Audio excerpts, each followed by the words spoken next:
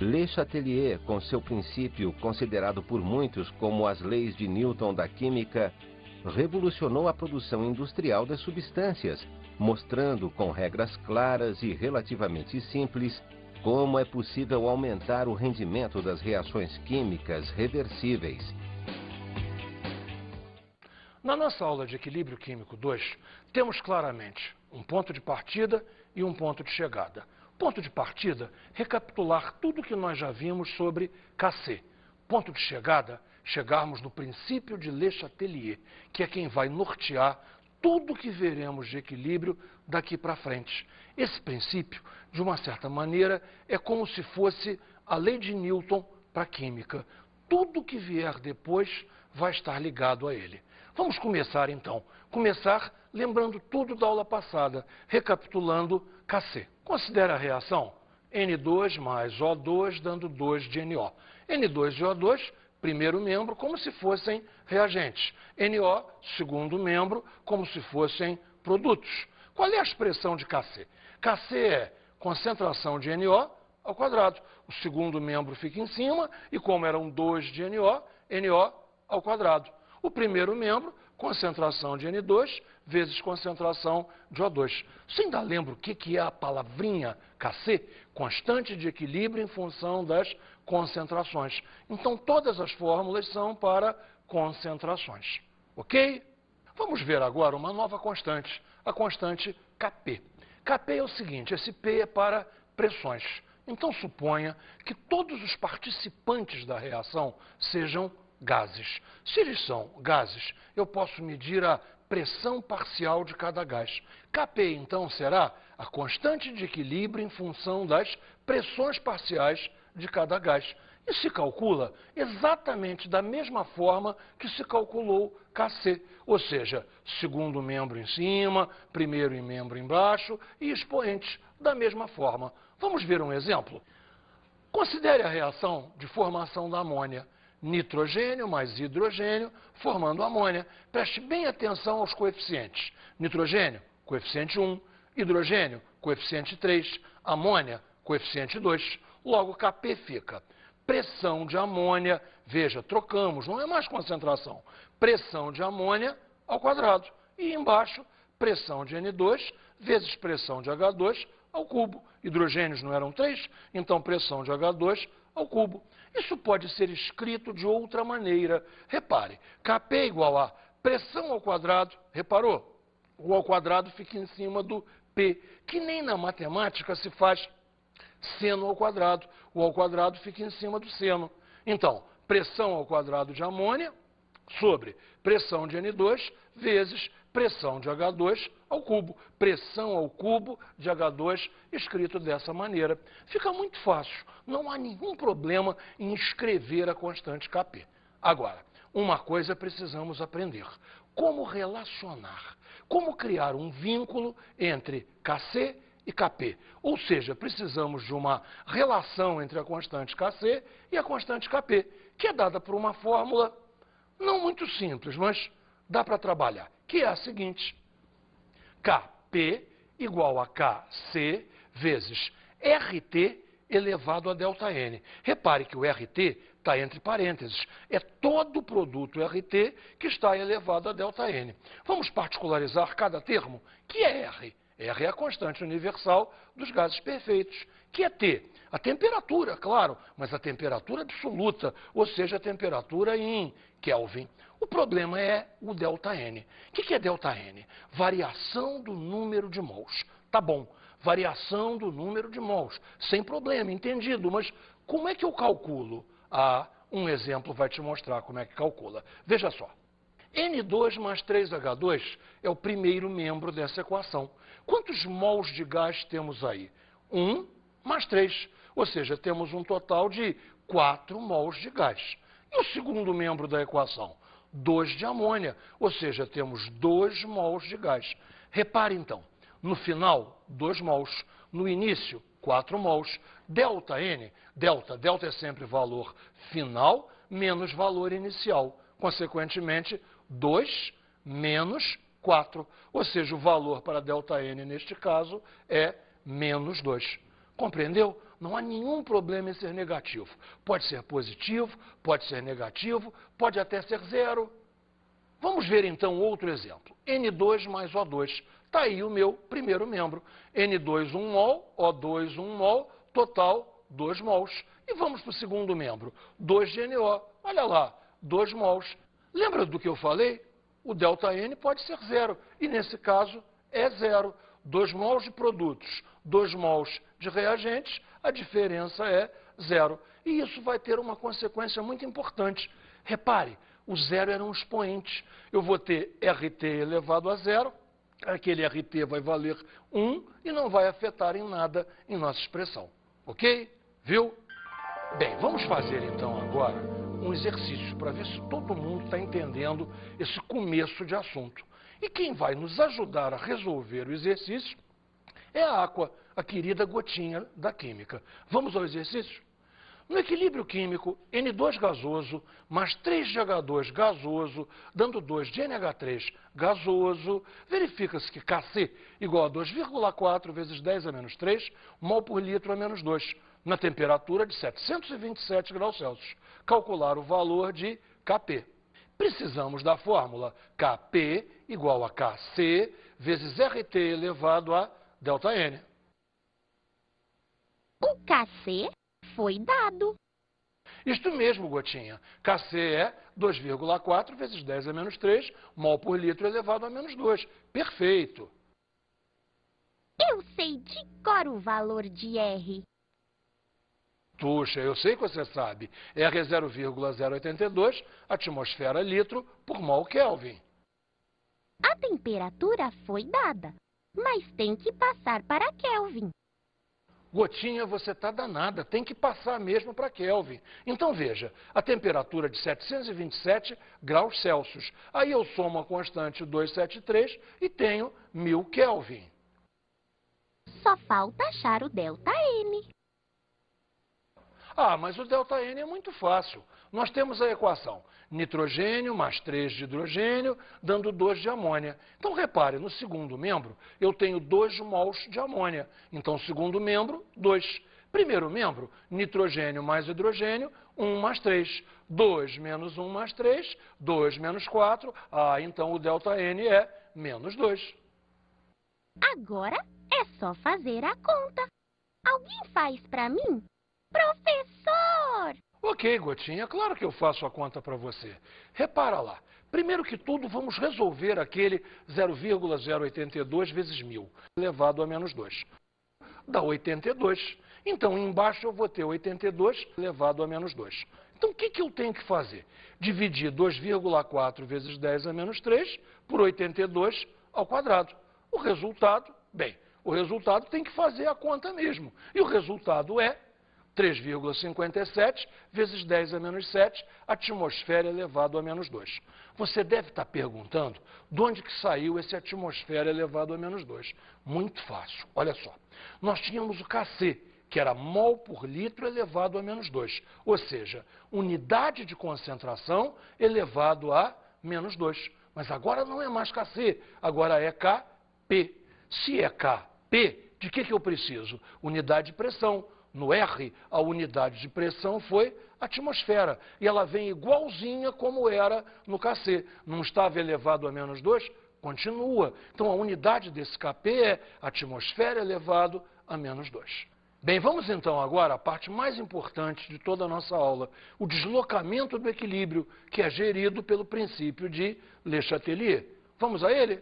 Se uma força externa atua sobre um sistema em equilíbrio, este se deslocará no sentido de minimizar a ação desta força. Todo mundo decora isso dizendo: o sistema é contra. Todo mundo e eu também. É, Gotinha, todo mundo guarda assim mesmo. Todo mundo guarda dizendo que o sistema é contra. O sistema é contra o quê? É contra a ação que eu fizer nele. Por exemplo, deixa eu dar ideias simples. Se eu aumento a pressão, o sistema vai tentar, de alguma maneira, diminuir a pressão. Se eu esquento, ou seja, se eu aumento a temperatura, de alguma forma o sistema vai tentar baixar a temperatura. Mais um exemplo, se eu coloco um reagente a mais, o sistema vai tentar gastar esse reagente. Se eu retiro um componente do equilíbrio, o sistema vai tentar repor, sempre contra o que eu fiz. É alguma coisa como se fosse em física, lei da ação e reação. Se há uma força de ação, vem de lá uma reação a essa força. Por isso, de uma certa maneira, é que todo mundo chama o princípio de Le Chatelier de a lei de Newton da física. Ela é muito importante e nós temos que ver diversos aspectos dela. Continuando, então, vamos aos principais fatores responsáveis pelo deslocamento de equilíbrio. O primeiro deles é a concentração ou a pressão parcial de um componente do equilíbrio. Veja, a decisão se vai ser concentração ou pressão parcial está ligada a dois fatores. Primeiro, os dados do problema. Segundo, o estado físico do componente. Se for um gás, pode ser tanto uma quanto outra. Agora, se for um componente em solução, só pode ser concentração. Note então o esquema. A mais B ficam como se fosse o primeiro membro. C mais D ficam como se fosse o segundo membro. Sentido 1, então, chamaremos de sentido de ida. O sentido 2 chamaremos de sentido de volta. Então, repare, a adição de A ou B favorece a reação 1, favorece o sentido de ida. O equilíbrio é deslocado para a direita. Já a adição de C ou D favorece a reação 2, que na verdade é o sentido de volta. Logo, o equilíbrio é deslocado para a esquerda. Agora, retiradas. A retirada de A ou B favorece a reação 2. Por quê? Porque o sistema vai tentar repor esse A, repor esse B, voltando consequentemente o sentido. Ou seja, o equilíbrio é deslocado para a esquerda. Agora, a retirada de C ou D favorece a reação 1. Veja, eu retirei C, retirei D, o sistema vai repor C ou D. Logo, o equilíbrio é deslocado para a direita. Resumindo então, pessoal, vamos repassar tudo o que falamos no esquema. Olha só, eu adiciono A. O que o sistema vai fazer se eu adicionei A? Gastar esse A. Para gastar A, sentido 1. Da mesma forma, se eu adicionar B. Agora, eu adicionei C. O que o sistema precisa? Gastar C. Para gastar C, sentido 2, sentido de volta. Da mesma forma, se eu adicionar D, vamos gastar D. Então, vamos para lá, sentido de volta. Bem, as retiradas são um pouco mais complicadas. Eu tenho a certeza que sempre é possível adicionar. Retirar nem sempre é possível. Imagine uma situação boba. Eu tenho café com leite e quero tirar só o leite. Que dificuldade! Mas, supondo que é possível retirar um único componente, observe, se eu retirar A ou B, o sistema vai repor A e B, vai fazer A e B, então repõe sentido 2. Se eu retiro C ou retiro D, o sistema tem que repor C e D, consequentemente, para repor sentido 1. Não é difícil, é só estar atento e ver o que aconteceu e a consequência. Se foi colocado, tem que ser gasto. Se foi retirado, tem que ser reposto. Vejamos então a influência da pressão total sobre o sistema. Repara, esse é um ponto crucial que você vai ter que entender muito bem. Se eu aumento a pressão total, o sistema vai tentar reduzir a pressão total. Como é que é possível reduzir pressão total? Só de uma maneira, reduzindo o número de mols de gás do sistema. É a única maneira, é baixar o ΔN, baixar o número de mols de gás. Ao contrário, se eu diminuo a pressão, o sistema vai tentar aumentar a pressão. Como? Aumentando o número de mols de gás do sistema. Veja comigo neste sistema em equilíbrio. Nitrogênio mais hidrogênio fornecendo amônia. Repare o primeiro membro. 1 mol de gás, 3 mols de gás, total de 4 mols de gás. No segundo membro, 2 mols de gás. Então veja, o sentido 1 provoca uma diminuição do número de mols de gás, de 4 para 2. Voltando à equação, repare, eu aqui tenho 2 mols, aqui eu tenho 4 mols. Se eu estou indo no sentido 2, eu estou indo de 2 para 4, ou seja, o sentido 2 faz um aumento do número de mols, de 2 para 4. Perfeito? Logo, como vai funcionar a pressão total? Se eu aumento a pressão total, o sistema tenta diminuir a pressão total. Como? Tem que diminuir o número de mols. O número de mols tem que ir de 4 para 2. Isto aí favorece a reação 1, ou seja, o equilíbrio é deslocado para a direita. Ou seja, moral da história, se eu quero fazer muita amônia, eu tenho que trabalhar em alta pressão, porque a amônia é feita no sentido 1. Se eu tenho que fazer muita amônia, eu tenho que deslocar no sentido 1. Pressão alta. Para combater a pressão alta, o sistema diminui o número de mols. Consequentemente, faz amônia, que na verdade é o que eu quero fazer. Assim sendo, se eu sou o feliz possuidor de uma fábrica de amônia, eu tenho que dar a ordem para que a minha fábrica só trabalhe em pressão alta. Você está vendo a terrível relação que tem entre princípio de Le Chatelier e fabricação e, consequentemente, economia? Princípio de Le Chatelier move a indústria. Logo, a diminuição da pressão favorece a reação 2, porque se eu diminuo a pressão, o sistema vai compensar isso tentando aumentar a pressão, aumentando o número de mols, passando então de 2 para 4. Isto é o sentido 2. Isto é a reação de volta. Então, repare, o equilíbrio é deslocado para a esquerda. Entendido isso, vamos ver agora o principal fator de deslocamento de equilíbrio, que é a temperatura. Repare, se eu estou falando em temperatura, eu tenho que falar em 2 coisas. Eu tenho que falar em reações exotérmicas e tenho que falar em reações endotérmicas. Exo é para fora. Uma reação que libera calor para fora, libera calor, vai esquentar o meio ambiente. Ao contrário, uma reação endotérmica absorve calor, retira calor ao meio ambiente, logo vai esfriar o meio ambiente. Então veja, se eu tenho uma reação exotérmica, ela faz a temperatura aumentar. Se eu tenho uma reação endotérmica, ela faz a temperatura diminuir. Mas veja, eu tenho que conjugar isso com o fato de que o sistema é contra. Se o sistema é contra, observe como é que eu vou raciocinar. Se eu aumentei a temperatura, o sistema vai reagir. Vai reagir como? Tentando baixar a temperatura, ou seja, usando o calor que eu forneci para fazer uma reação endotérmica. Sempre, então, o aumento de temperatura favorece a reação endotérmica. E o contrário é verdade? Claro que o contrário é verdade. Observe, se eu diminuo a temperatura, eu diminuí, o sistema é contra, vai tentar esquentar, vai tentar aumentar a temperatura. Logo, a diminuição de temperatura favorece a reação exotérmica. É esse jogo que nós temos que ver quando analisarmos uma reação. Claro que temos que ter, então, o ΔH, para sabermos se a reação é endotérmica ou exotérmica. Me acompanhe neste exemplo da amônia.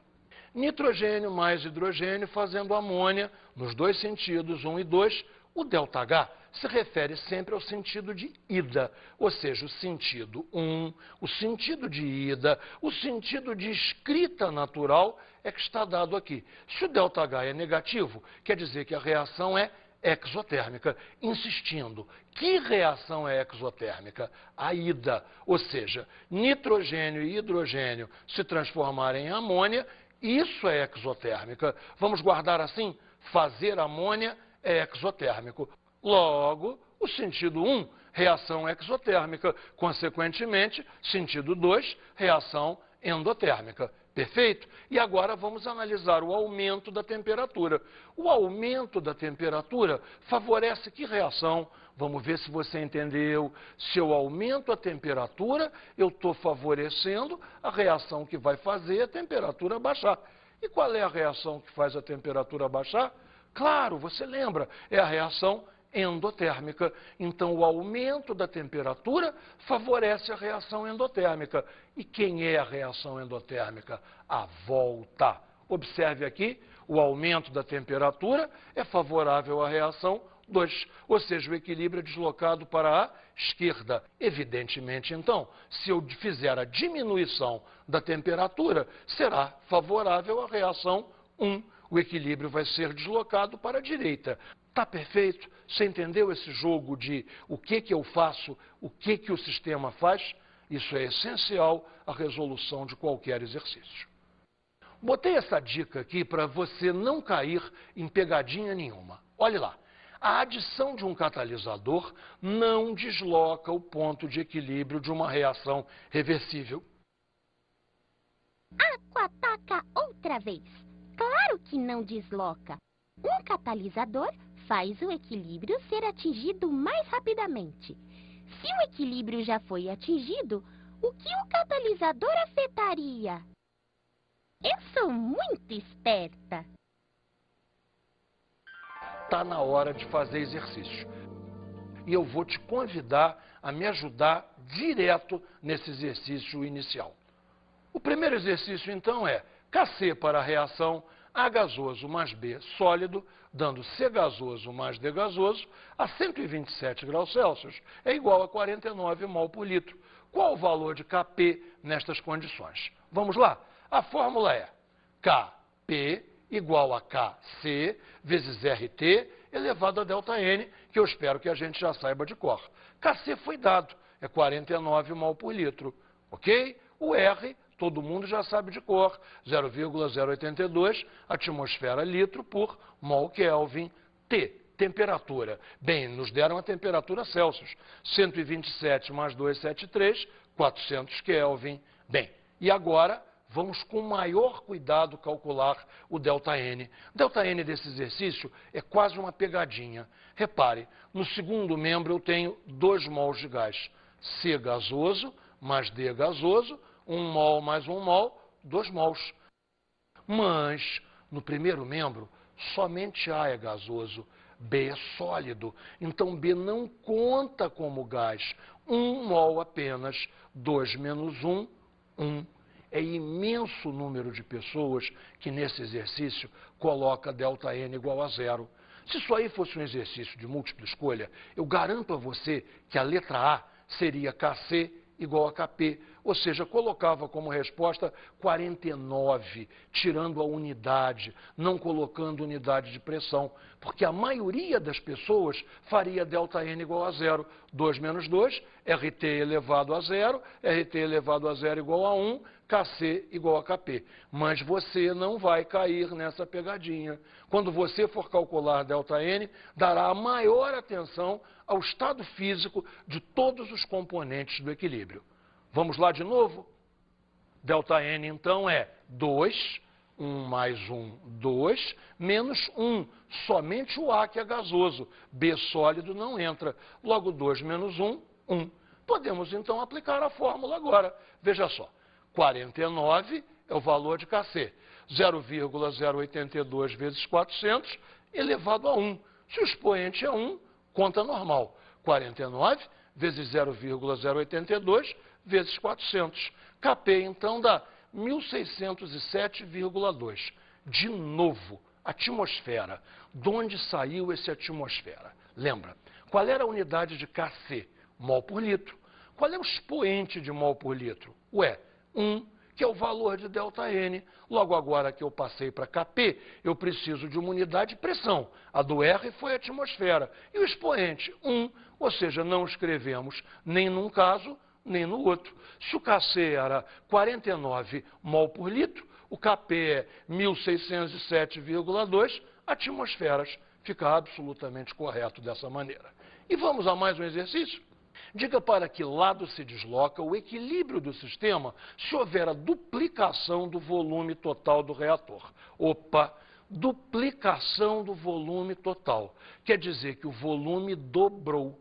Se o volume dobrou, o que está acontecendo na verdade? A pressão está caindo. Se o volume dobra, a pressão deveria se reduzir à metade. Mas, você lembra, o sistema é contra. Se o sistema é contra, ele vai tentar influenciar o ΔN. Se eu estou aumentando o volume, eu estou diminuindo a pressão. O que o sistema vai fazer? Tentar aumentar o número de mols. Confere comigo.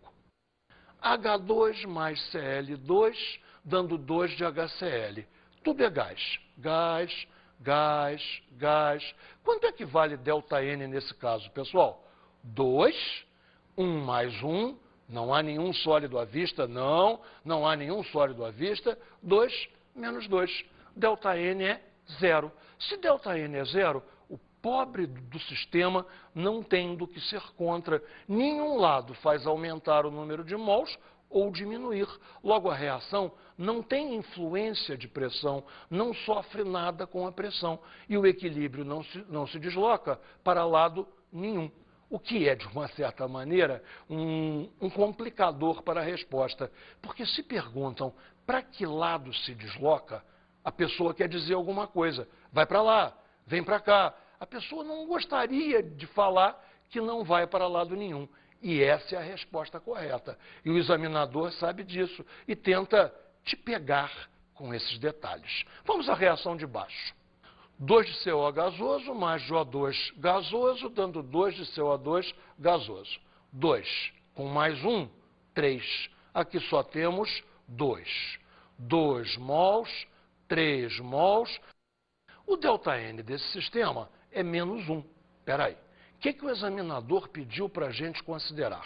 Duplicação do volume, consequentemente, redução da pressão.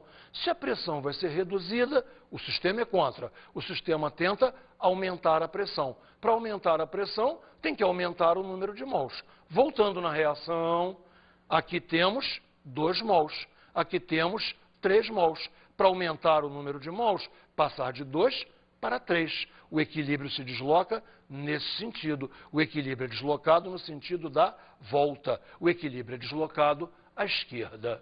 Ok? Mais uma reação. Nessa reação, então, PCl5, pentacloreto de fósforo, se transforma em PCl3, tricloreto de fósforo, e Cl2. O que está acontecendo? 1 mol está se transformando em 2 mols.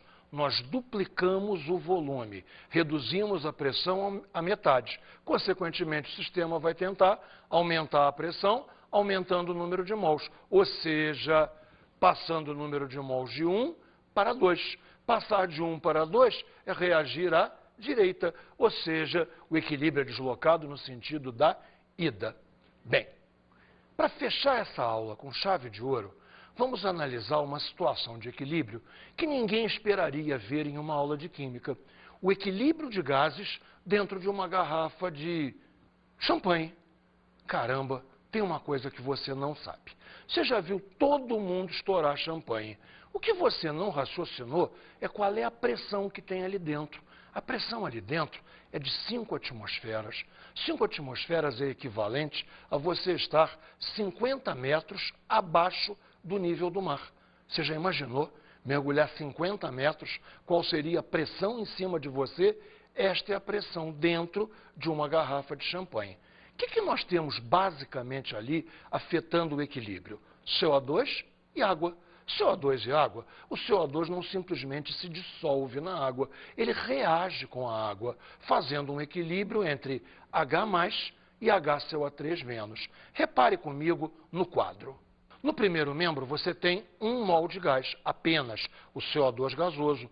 A água é líquido. No segundo membro, você não tem nenhum mol de gás. Está tudo em solução aquosa. Então, você tem a passagem de 1 mol de gás para 0 mols de gás. Logo, se a pressão diminuir, o sistema tentará a qualquer custo aumentar a pressão. Como? Liberando o gás. Vem comigo, vamos ver o exemplo na prática. Os oficiais de Napoleão comemoravam as vitórias em batalha assim, abrindo a champanhe com um sabre. Você pega aqui, traz a garrafa de champanhe, ela tem um ressalto aqui. Você vai bater aqui para cortar o vidro. Vamos lá? 1, 2, 3 e... Perceberam então como é que se abre uma garrafa de champanhe de maneira espetacular? Repare, você tem um corte de vidro absolutamente limpo, não há um ressalto. E não há a menor possibilidade de vidro ter entrado aqui dentro, porque a pressão jogou a rolha longe, impediria completamente a entrada de vidro para dentro do líquido. Sabe de que mais? Tchim-tchim.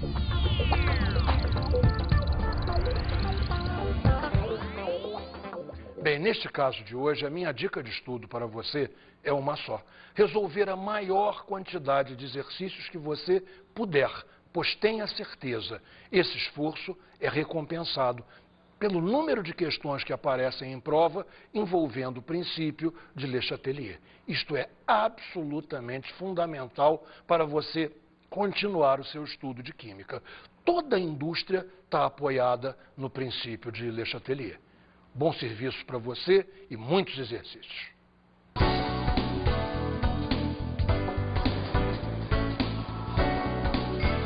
Na aula de hoje estudamos o equilíbrio químico 2. Que foi basicamente estudar a constante Kp e estudar a fundo o princípio de Le Chatelier. Vimos os principais fatores responsáveis pelo deslocamento do equilíbrio, que são a variação da concentração de algum componente, a variação da pressão total sobre o sistema e a variação da temperatura. Vimos ainda que um catalisador não afeta o ponto de equilíbrio de um sistema. Bons estudos!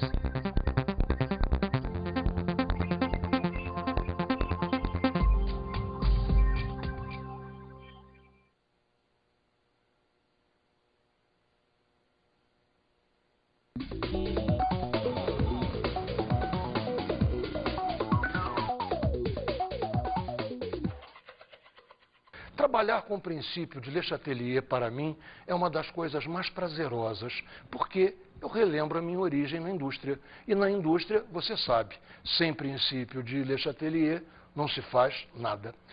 Precisamos transmitir isso para o nosso aluno, fazer com que ele tenha o gosto em analisar os sistemas que nós gostamos de analisar. Então, que essa champanhe que nós estouramos hoje seja um brinde ao bom trabalho de todos nós. Então, será a constante de equilíbrio em função das pressões parciais de cada gás. E se calcula exatamente da mesma forma que se calculou Kc, ou seja, segundo membro em cima, primeiro membro embaixo e expoentes da mesma forma. Vamos ver um exemplo? Considere a reação de formação da amônia. Nitrogênio mais hidrogênio formando amônia. Preste bem atenção aos coeficientes. Nitrogênio, coeficiente 1, hidrogênio, coeficiente 3, amônia, coeficiente 2. Logo, Kp fica pressão de amônia, veja, trocamos, não é mais concentração, pressão de amônia ao quadrado.